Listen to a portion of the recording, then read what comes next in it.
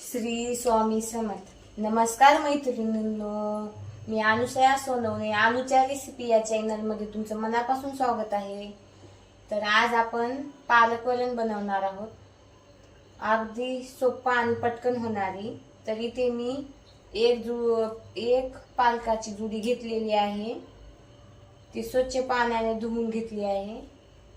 मस्त ह्याला आता चिरून घेऊत. आपल्याला पालक एकदम अगदी बारीक चिरायचं नाही, ओबड धोबड चिरायचं आहे आपल्याला पालक.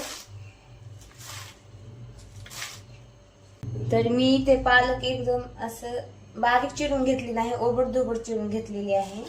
असं मोठे मोठे असं मीडियम साईजने चिरून घ्यायचे आहे. तर मी ते एक कुकर घेतलेला आहे. अर्धी वाटी तूर डाळ घेतलेली आहे. तूर डाळ ह्याच्यात टाकून घेऊ. स्वच्छ पाण्याने धुवून घेतलेली आहे मी तूर डाळ. तर यामध्ये आपण चिरलेली पालक टाकून घेऊ.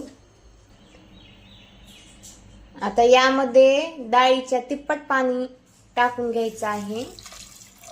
कुकरला 4 शिट्या करून घ्यायच्या आहेत.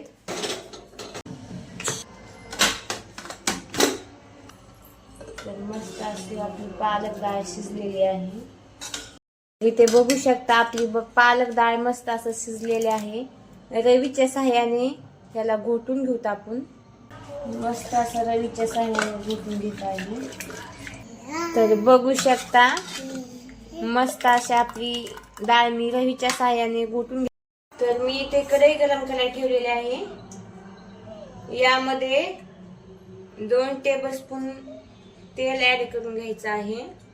कढई गरम झालेली आहे. यामध्ये 1 चमचा जिरे मोहरी टाकून घेऊत. जिरे मोहरी मस्त तडतडली आहे. यामध्ये आपण ठेचून घेतलेला लसूण ऍड करून घ्यायचा आहे.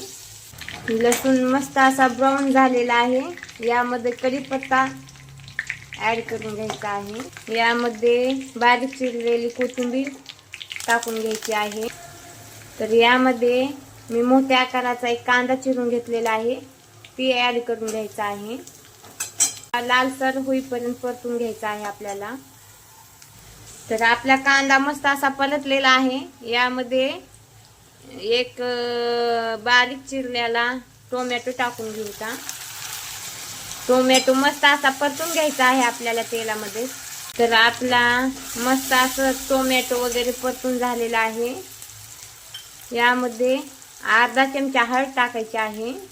1 चमचा मिरची पावडर, 1 चमचा कांदा लसूण मसाला असं मिक्स करून घेऊ.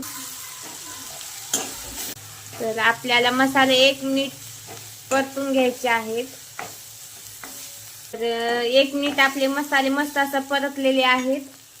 शिजवलेलं पालक व डाळ टाकून घेऊया. मिक्स करून घ्यायचं. तुमच्या आवडीनुसार तुम्ही यामध्ये गरम पाणी टाकू शकता. घट्ट, मीडियम, पातळ, चवीनुसार आपण मीठ टाकून घ्यायचं आहे. तर आपल्याला वरण 3 ते 4 मिनिट शिजून घ्यायचं आहे.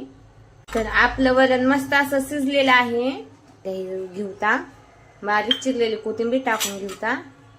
पालक वरण तयार झाले आहे. अशाच नवनवीन रेसिपीसाठी लाईक करा, सबस्क्राईब करा, शेअर करा. धन्यवाद.